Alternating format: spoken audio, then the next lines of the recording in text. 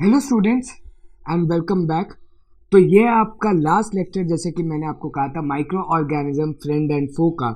तो उससे पहले एक ब्रीफली डिस्कशन। लास्ट क्लास में हम लोग ने टिपिकली क्या पढ़ा था, फो के बारे में पढ़ा था और हमने पढ़ा था हार्मफुल माइक्रोब्स के बारे में।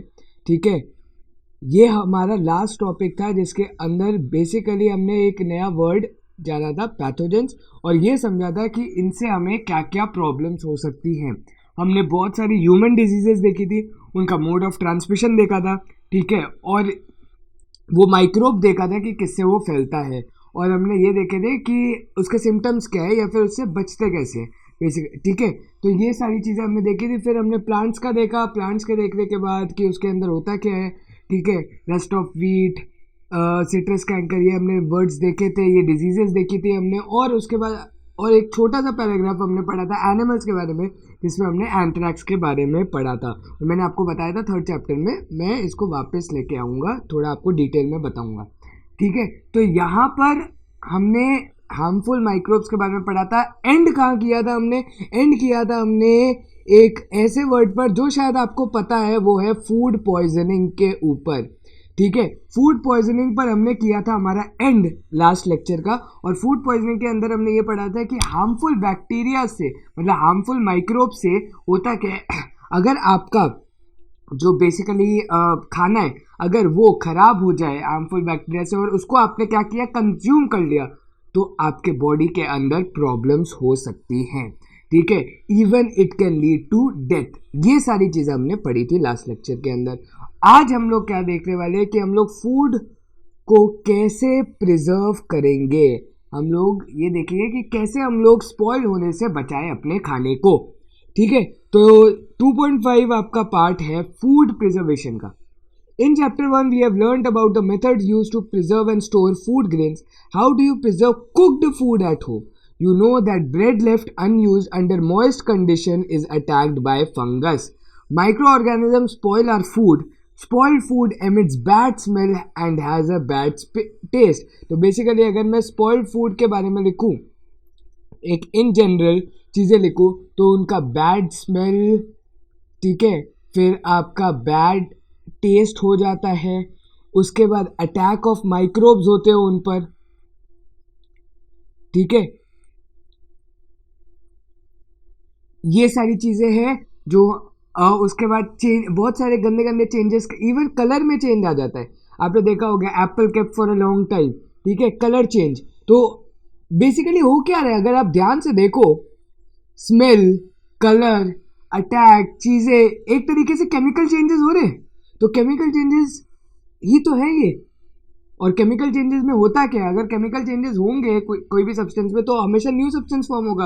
और इस केस पे आपका क्या है, वो खाना जो आपका हेल्दी होता है वो क्या बन गया, एक स्पॉइल्ड फूड बन गया, मतलब अनहेल्दी बन जाता है ड्यू टू केमिकल चेंजेस। तो इस स्पॉइलिंग ऑफ फूड है केमिकल रिएक्शन। लो, इसने भी पूछ लिया वही चीज, क्या है? बिल्कुल है, देखो ना। Paheli bought some mangoes, but she could not eat them for a few days. Later, she found that they were spoilt and rotten. But she knows that the mango pickle her grandmother makes does not spoil for a long time. Let us study the common methods of preserving food in our homes. We have to save it from the attack of microorganisms. हम कैसे अब इनको खाने को बचाएं? तो पहली ने भी पूछ लिया भाई, क्या कि मैंगोज जब लेके आए तो रॉट हो गए, खराब हो गए, लेकिन जो पिकल बनता है, जो अचार बनता है, वो चलता है, वो 1-2 साल 3 साल इवन और भी ज़्यादा चलता है। तो ये सब कैसे होता है? ठीक है, तो अब हम लोग पढ़ेंगे केमिकल मेथड्स। ठीक है, chemical method. Salt and edible oils are the common chemicals generally use to check the growth of microorganisms. ठीक है, सॉल्ट और जो आपके एडिबल ऑयल्स है, बेसिकली ये तेल जो आप यूज करते हो और जो नमक आप डालते हो, it is generally used to check the growth of organism, therefore they are called as preservatives. ठीक है, कैसे हम लोग रोक सकते हैं वो हमें बताता है प्रिजर्वेटिव्स का वही काम होता है कि कैसे आप रोकोगे ग्रोथ ऑफ माइक्रोब्स को। We add salt or acid preservatives to pickles to prevent the attack of microbes. तो प्रिजर्व करना मतलब बचाना. तो कैसे आप प्रिजर्वेटिव ऐड करते हो अपने सब्सटेंसेस के अपने खाने के अंदर, सो दैट आपका क्या होता है, जो आपके पिकल है या आपका जो खाना है वो अटैक ऑफ माइक्रोब से बच सके. ठीक है. फिर है sodium benzoate and sodium metabisulphite are common preservative. ये दो नाम बहुत ज्यादा इंपॉर्टेंट है, याद रखना है. सोडियम बेंजोएट, ठीक है, सोडियम बेंजोएट आपको याद रखना है. अब ये बेंजोएट क्या होता है, मैं स्ट्रक्चर तो बना देता हूं लेकिन आपको कुछ समझ में आएगा नहीं क्योंकि बेंजीन रिंग के बारे में आपको आइडिया नहीं है. और सोडियम मेटाबाइसल्फाइड, ठीक है, ये दोनों नाम अभी के लिए आप सिर्फ और सिर्फ लर्न कर लो. अगर आप चाहोगे तो मैं आपको इसका स्ट्रक्चरल डायग्राम दिखा दूंगा, एलिमेंटल डायग्राम बनता कैसे है. ठीक है. दे आर कॉमन प्रिजर्वेटिव्स, बहुत कॉमन प्रिजर्वेटिव्स है लेकिन ये अंग्रेजी में है. ठीक है.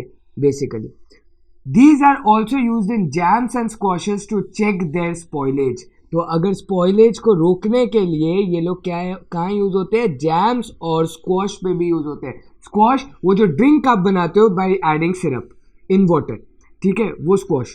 ठीक है. अब आगे प्रिजर्वेशन बाय कॉमन सॉल्ट. तो पहला मेथड है कि हम लोग कॉमन सॉल्ट से कैसे प्रिजर्वेशन करें, मतलब कॉमन सॉल्ट हमारा प्रिजर्वेटिव की तरह कैसे एक्ट करेगा. Common salt has been used to preserve meat and fishes for ages. Meat and fish are covered with dry salt to check the growth of bacteria.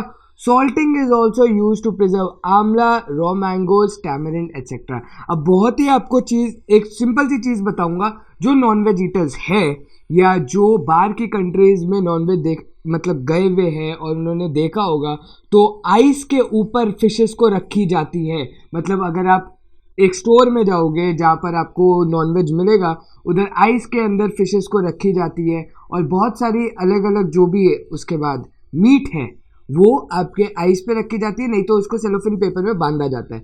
लेकिन होता क्या है, जब इस मीट को रखा जाता है आइस पर, तो इस आइस के मतलब मीट के ऊपर, मतलब ये आपकी फिश के ऊपर क्या होता है, सॉल्ट को स्प्रिंकल कर दिया जाता है कि कोई भी बैक्टीरियल इन्फेक्शन फिश को ना हो, जो ड्राइड फिश है आपकी. क्योंकि अगर गलती से भी इसको हो गया तो वो एनिमल ह्यूमंस के अंदर भी प्रॉब्लम क्रिएट कर सकता है.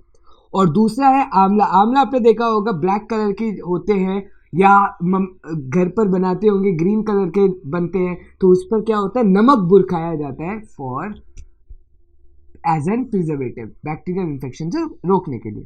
ठीक है. फिर आपका प्रिजर्वेशन बाय शुगर, ये जो सोडियम बेंजोएट, सोडियम मेटाबाइसल्फाइड, ये ऐसे ही प्रिजर्वेशन बाय शुगर जैसे टाइप ही चीजें हैं. Jams, jelly, squashes are preserved by sugar. Sugar reduces the moisture content which inhibits the growth of bacteria which spoil food. तो ये चीज़ बहुत इंपॉर्टेंट है कि शुगर करती क्या है, शुगर एक्चुअली मॉइस्चर कंटेंट मतलब पानी उसके अंदर कितना आएगा कितना नहीं आएगा उसको रोकती है. इसका मतलब अगर बाहर एटमॉस्फेयर में बहुत ज़्यादा मॉइस्ट है तो वो मॉइस्चर अंदर आने नहीं देगा. ये शुगर का प्रिजर्वेशन टेक्निक है. ठीक है. तो ये बहुत ज़्यादा इंपॉर्टेंट है. और अगर मॉइस्चर नहीं होगा तो ग्रोथ ऑफ बैक्टीरिया या फिर फंगस, ये सारी चीज़ें नहीं पॉसिबल होती हैं खाने के अंदर. नेक्स्ट है आपका preservation by oil and vinegar. ठीक है. तो ये विनेगर और ऑयल आपने देखा होगा कहाँ पर यूज होता है, पिकल्स के अंदर यूज होता है. ठीक है. Use of oil and vinegar prevents spoilage of pickles because bacteria cannot live in such an environment. क्योंकि ये एसिडिक मीडियम है. विनेगर आपका एसिटिक एसिड है, एसिडिक मीडियम है, और एसिडिक मीडियम में बहुत ही कम बैक्टीरिया जैसे होते हैं. जैसे टूथ डिके के बारे में आपने पढ़ा था, टीथ डिके लास्ट ईयर, तब वहां पर बैक्टीरिया आपके एसिड के अंदर सर्वाइव करते थे. लेकिन ये जो खाना वाला होता है, जो स्पॉइलिंग खाने वाले होते हैं, वो एसिडिक मीडियम में नहीं जी पाते. ठीक है. तो vegetables, fruits, fish and meat are often preserve by this method. ठीक है. ये सारी चीजें भी ऐसे प्रिजर्व की जाती है. अब है आपका हीट एंड कोल्ड ट्रीटमेंट. इसका मतलब गर्म करके ठंडा करना चीज़ों को. और ये मेथड आप जनरली किसके अंदर करते हो, दूध के अंदर करते हो, कि उसको हाई टेम्परेचर पर हीट करोगे और उसके बाद वापस क्या करोगे, थोड़ी देर बाद, एक आधा घंटे बाद उसको फ्रिज में रख दोगे. ठीक है. तो ये टेक्निक से क्या होता है इसके बारे में अब पढ़ेंगे. Heat and cold treatment. You must have observed your mother boiling milk before it is stored or used. Boiling kills many microorganisms. Similarly, we keep our food in the refrigerator. Low temperature inhibits the growth of microbes. तो दोनों चीजें देख ली कि गर्मी पैदा करने से या ठंड पैदा करने से दोनों तरीके से क्या होगा, जो माइक्रोब्स होंगे वो आपके क्या होंगे, मरेंगे. ठीक है, ये इंपॉर्टेंट है. Why does the milk that comes in packets not spoil?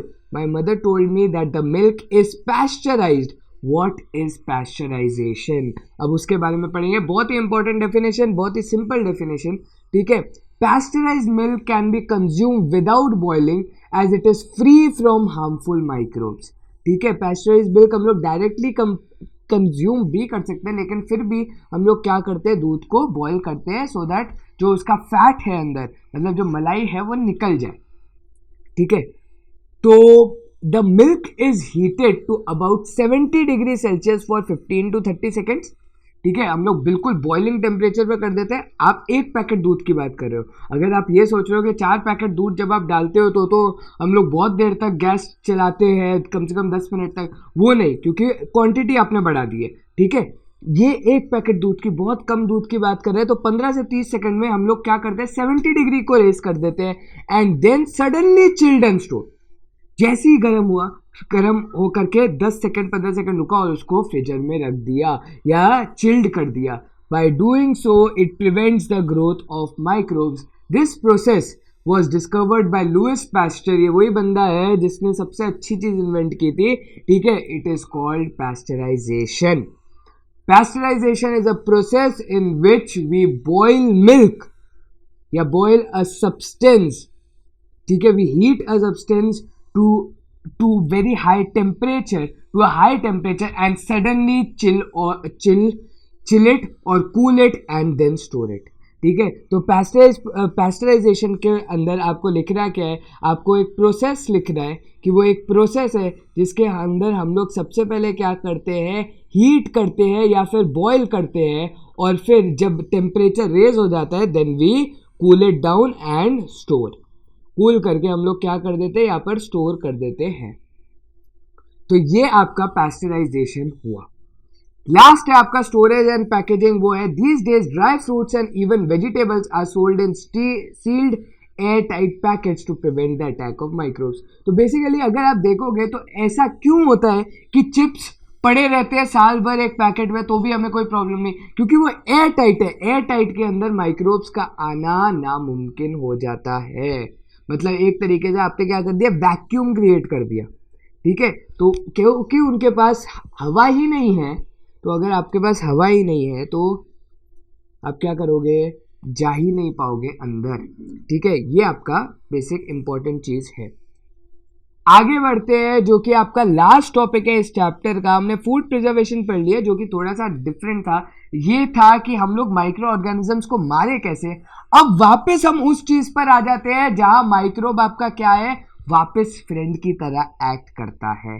तो ये वही नाइट्रोजन फिक्सेशन है जो लास्ट ईयर आपने राइजोबियम के टर्म्स में पढ़ी थी. बस इस साल हम लोग थोड़ा सा और डिटेल में पढ़ेंगे और अगले साल वापस इसको पढ़ेंगे. ठीक है, चलो फिर पढ़ते हैं nitrogen fixation. You have learned about the bacterium Rhizobium in class 6th and 7th. It is involved in the fixation of nitrogen in leguminous plants that is known as pulses. ठीक है, recall that rhizobium lives in the root nodules of leguminous plants such as beans and peas with which it has a symbiotic relationship. आपको पता है ये आपको nitrogen देता था, वो इनका जो लेग्यूमिनस प्लांट्स है वो इसको खाना देते थे. ठीक है, sometimes nitrogen gets fixed through the action of lightning, but you know that the amount of nitrogen in the atmosphere remains constant. You may wonder how. Let us understand this in the next section. अब इसने एक lightning word use किया, explain करूंगा. वो basically यहां पर कहना क्या चाह रहा है वो बताता हूं. वो सिर्फ इतना कहना चाह रहा है कि in spite of taking up of nitrogen by plants still we do have nitrogen as 78% in our atmosphere. इसका मतलब ये कि 78 के 78% अभी भी, मतलब वो पॉइंट्स में कम होता है, कभी ज़्यादा कभी कम, बहुत हल्का सा, but there are only minute changes, और बहुत ही कम चेंजेस में अभी भी आपका नाइट्रोजन उतना ही अवेलेबल है जितना कल था.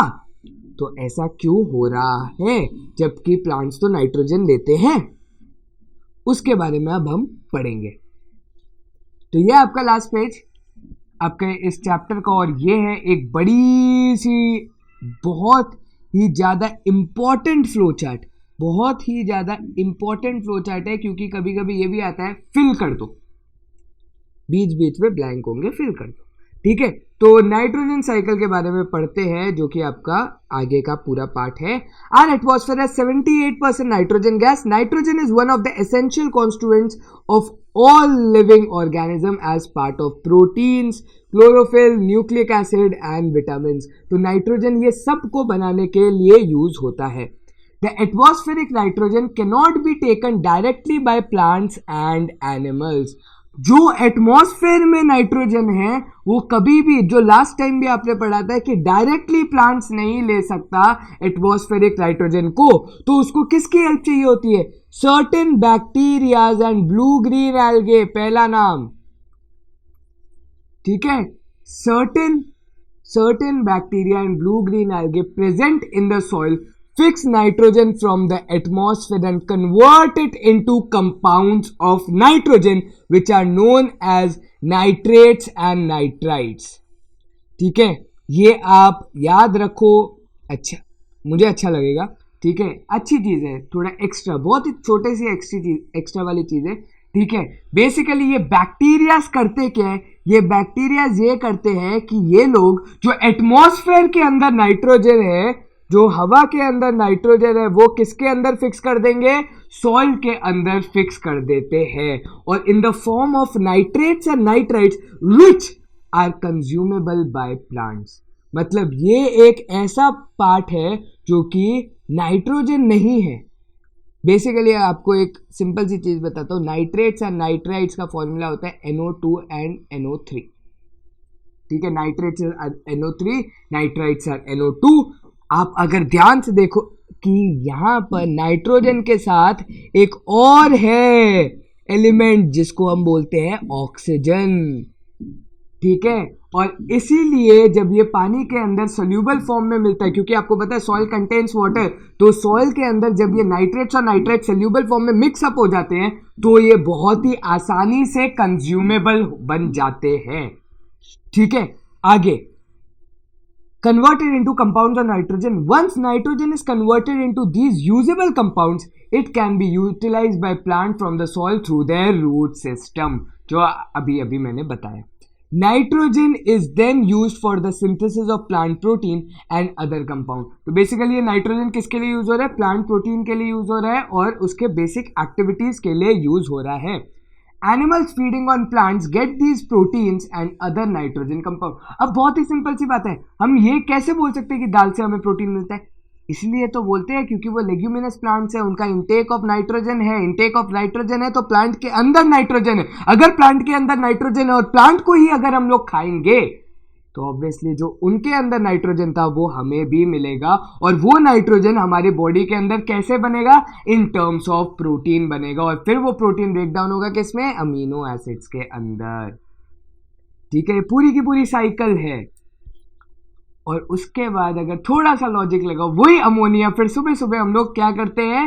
निकाल देते हैं.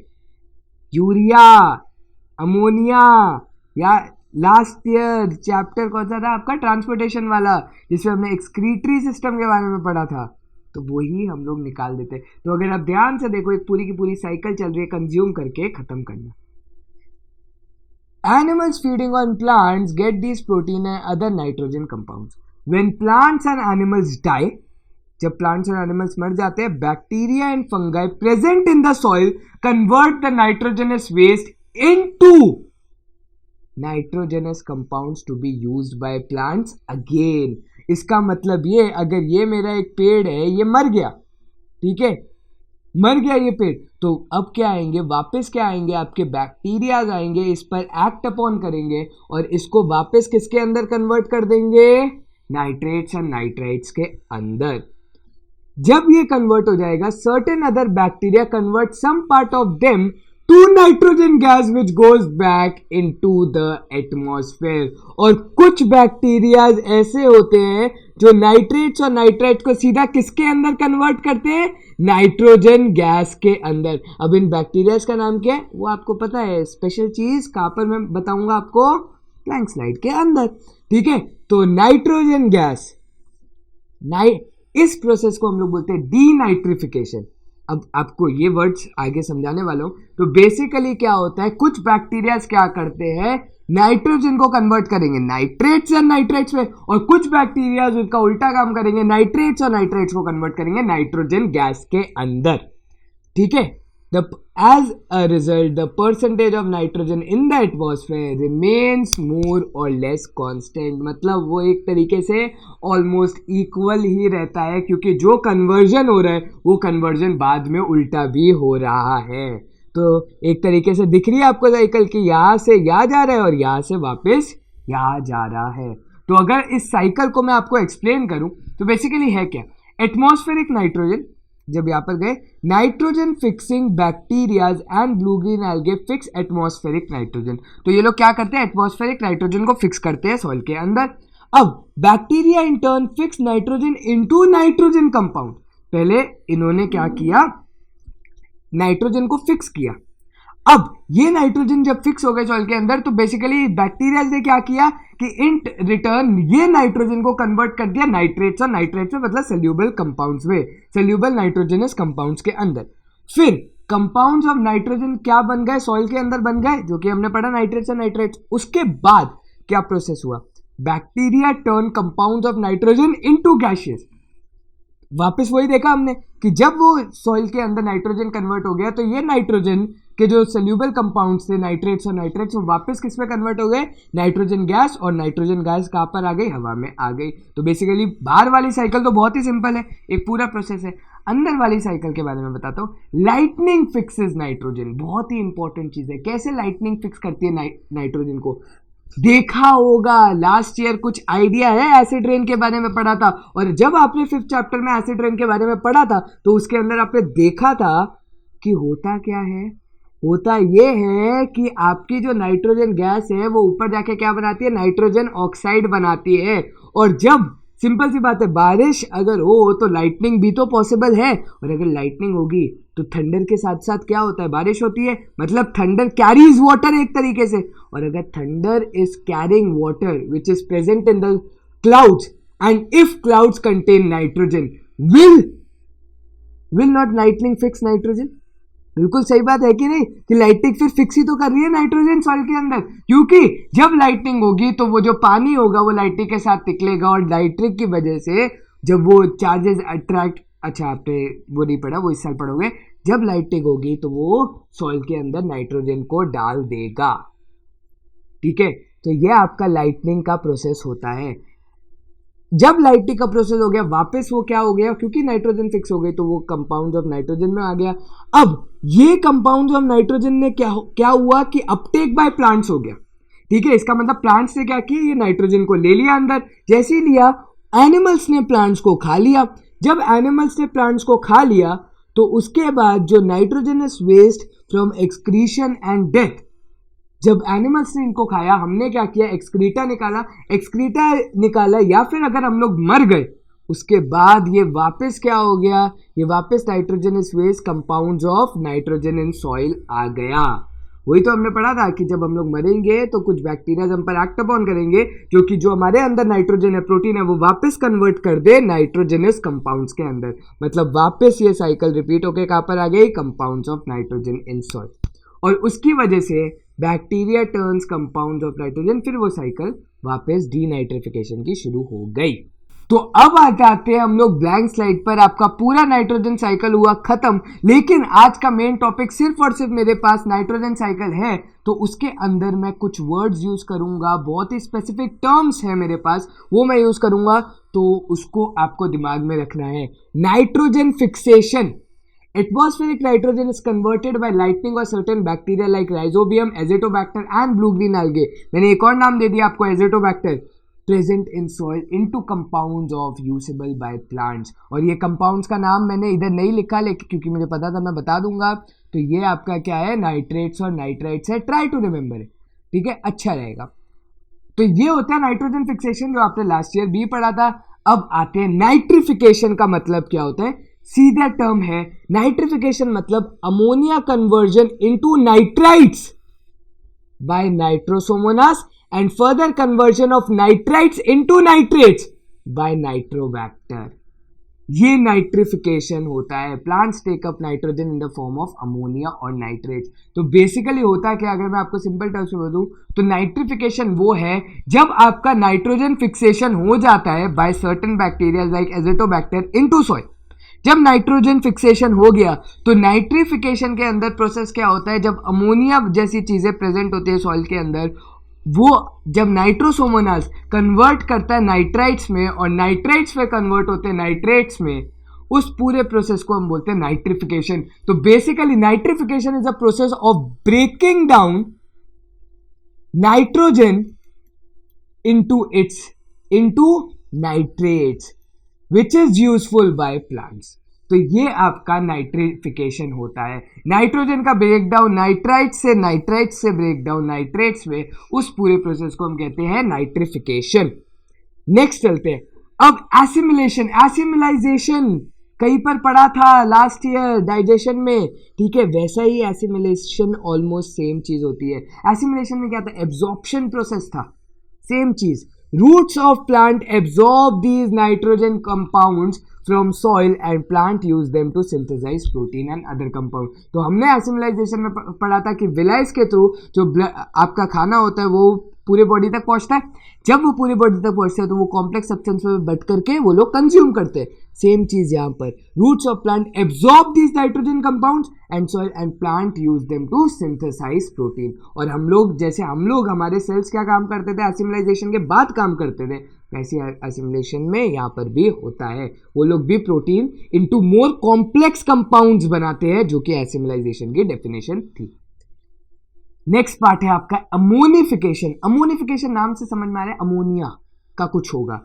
When plants and animals die, bacteria and fungi in the soil converts the nitrogenous waste into compounds that can be used by plant again, या फिर they convert it into ammonia. ठीक है, waste into compounds that can be used by plants again. मतलब हमारे मरने के बाद वो लोग क्या करते हैं, वेस्ट को वापस प्लांट के यूजेबल फॉर्म, मतलब नाइट्रेट्स और नाइट्रेट्स में कन्वर्ट कर देते हैं या अमोनिया में कन्वर्ट कर देते हैं, जो कि यूजफुल होता है. क्योंकि अमोनिया को कन्वर्ट कर दिया तो वो बहुत बेसिकली नाइट्राइट्स और नाइट्रेट्स में कन्वर्ट हो जाएगा by Nitrosomonas and Nitrobacter respectively. और आपकी लास्ट डेफिनेशन है वो है आपका डीनाइट्रिफिकेशन. तो नाइट्रिफिकेशन में क्या था, नाइट्रोजन से नाइट्रेट्स.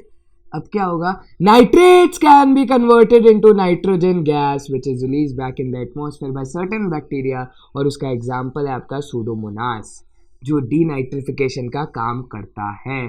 तो बेसिकली हुआ क्या, जो प्रोसेस शुरू हुआ था नाइट्रिफिकेशन का वो डीनाइट्रीफाई हो गया, मतलब पूरा का पूरा उल्टा हो गया, और इसलिए ये साइकिल चलती रहती है.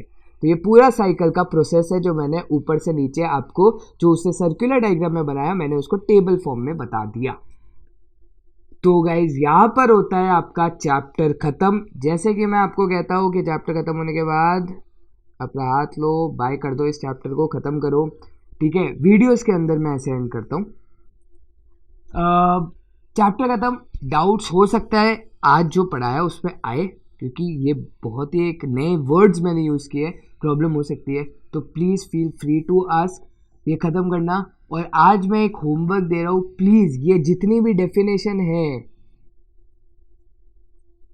इसको अपने वर्ड्स में लिखने की ट्राई करना. Try to learn this as soon as possible. ठीक है, ये लर्न करके ख़त्म करो.